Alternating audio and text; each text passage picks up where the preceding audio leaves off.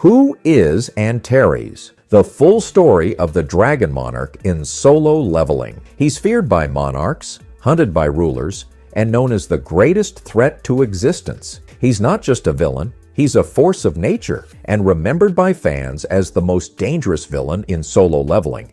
Antares, the Monarch of Destruction, was more than a final boss. In the world of solo leveling, few names strike fear like Antares, the Monarch of Destruction. But who is he really? Where did he come from? And how did he become the ultimate enemy in Jinwoo's path? Welcome back to your Nerdy Show Anime. I'm your host, An-Shu Him. In today's video, we're breaking down the complete story of Antares, from his origins in the war between monarchs and rulers, to his terrifying rise as the Dragon King, and the brutal final battle that shook two worlds. If you want to understand the mind and the madness behind solo leveling's strongest villain, you're in the right place. Let's dive in.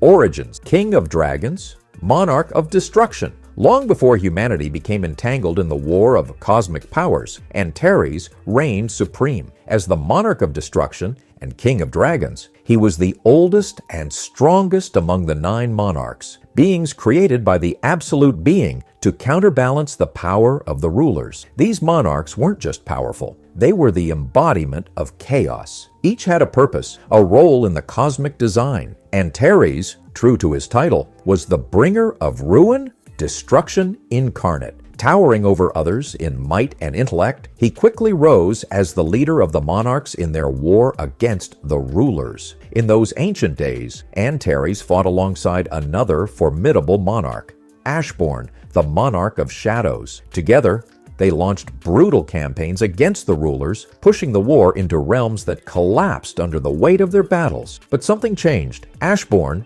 too powerful and too unpredictable, began to worry Antares. Fearing his potential to overshadow them all, Antares conspired to eliminate him. He sent fellow monarchs Rakan and Baran to take Ashbourne down. A fatal mistake. Ashbourne not only defeated both, he killed Baran, the Monarch of White Flames, and vanished soon after. The loss of Ashbourne tipped the scales, and the rulers claimed victory. Crushed and scattered, the monarchs fled into hiding. Rebuilding the monarchs? The Second Alliance centuries passed. Ashbourne, now pursuing his own path, returned to the monarchs with an offer. Let him rejoin their ranks. With Baran and Legia gone and the others weakened, Antares accepted, perhaps seeing in Ashbourne a chance to reclaim former glory. But when war erupted again, this time on Earth, Antares faced a unique problem. Unlike the other monarchs, he couldn't find a human vessel strong enough to contain his overwhelming power. Bound to his world, while the others freely crossed dimensions, he waited, biding his time, growing his army of dragons, and preparing for his ultimate return. The invasion begins. Prelude to destruction. That moment came when Jinwoo, now host to Ashbourne's power, slaughtered 3 monarchs in Korea. With the tide turning against them once again, Antares saw no choice but to act himself. Learning from Yogamut that Ashbourne's vessel had betrayed them, Antares took matters into his own claws. He descended into the human world through a massive gate that opened over Canada. The first to challenge him was Jay Mills, an S-rank Canadian hunter. He was incinerated in an instant, reduced to ashes by Antares' devastating breath of destruction. It was a massacre. Antares unleashed his army of dragons on North America, cutting a path of annihilation across the continent. Cities fell, millions died, and hope began to fade. Yet, the Shadow Monarch didn't appear. As days passed, Antares grew bored and irritated. Was Jinwoo afraid? Was he hiding? Or was this all a trick? The Clash of Monarchs, Jinwoo versus Antares. Jinwoo finally appeared on the Eastern Front, where the battle raged hardest. Antares confronted him directly, summoning his army of 10 million to corner him, confident that even Ashbourne's heir couldn't survive against such odds. But Jinwoo was more than just strong. He was strategic. He activated Dragon's Fear, paralyzing every enemy around him. Then, using Shadow Exchange, he warped himself and Antares to a remote island in Japan. Isolated from his army, Antares was forced into a one-on-one battle. Jinwoo attacked relentlessly, but most of his blows bounced off Antares' dragon-like skin. Antares, amused and impressed, paused to offer a deal. Join him in defeating the rulers, and humanity would be spared. Jinwoo's answer, a flat rejection and a mocking laugh. Infuriated, Antares attacked with full force, his rage boiling over. He promised to rip Jinwoo apart and feed him to his drakes, but in his fury, he made a fatal error. He left an opening. Jinwoo exploited it with his father's dagger, slicing Antares nearly in half. Checkmate, the rulers arrive, staggering, wounded, and stunned. Antares realized something chilling.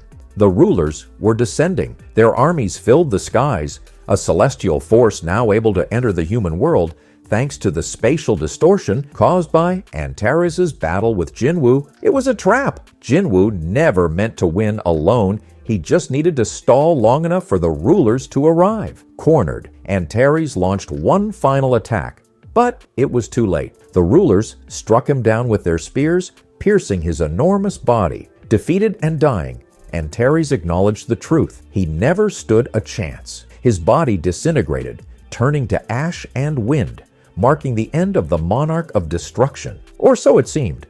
The epilogue, return through reincarnation. After the battle, Jinwoo requested the rulers to use the Cup of Reincarnation, a cosmic tool that resets time. They agreed. The timeline was rewritten, but not erased. Some memories survived, and one of those belonged to Antares. 27 years later, in this altered world, Antares was the last surviving monarch. Jinwoo reappeared in his palace, not as a messenger, but an executioner. The two clashed again, but this time Jinwoo held nothing back. Antares gave it his all, even manifesting his spiritual body, turning into a monstrous dragon form. But the battle ended swiftly. Jinwoo killed him without much effort, sustaining only a serious burn to his hand. It was a clean, final end to a long and bloody rivalry. Abilities. The power of destruction incarnate. Let's be real. Antares wasn't terrifying just because of his title. The dude earned that fear. His power? Absolutely off the charts. First off, strength and speed. Antares wasn't just strong, he was stronger than Ashborn.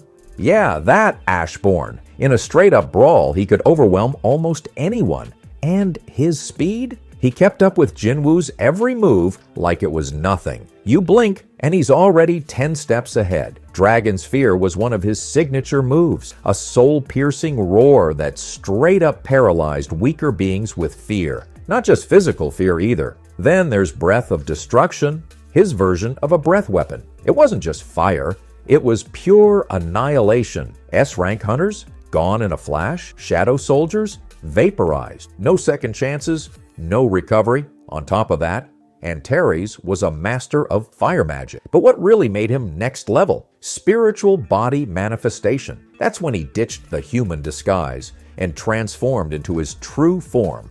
A colossal red dragon, glowing eyes, burning hot scales, massive horns. Even his hybrid form was nightmare fuel, with reptilian armor and those haunting dragon eyes. And of course, like any top-tier monarch, he had the usual toolkit: gate creation, telepathy, and shapeshifting. But coming from Antares, these were dialed up to 11. Bottom line, Antares was the ultimate force of destruction. He wasn't just a villain, he was a living apocalypse, an apex predator on a cosmic scale. And honestly, no one brought chaos quite like him. Our nerdy thoughts, Antares wasn't just a villain. He was a symbol of overwhelming odds. He was the final mountain that Jinwoo had to climb, the last test before peace. And in his final moments, through betrayal, war, defeat, and reluctant mentorship, he became something more, a cautionary tale, a tragic monarch, a force of nature that met his match not through brute power, but through cunning, sacrifice, and legacy. Antares may be gone, but his story and his fire burns on in the world of solo leveling. And that's the story of Antares, the Dragon Monarch, the ultimate villain, and the embodiment of destruction in solo leveling. From ancient wars to earth-shattering battles, he left a mark no one could ignore. If you enjoyed this breakdown, Make sure to like, subscribe, and drop a comment with your favorite Antares moment. Until next time, stay powerful.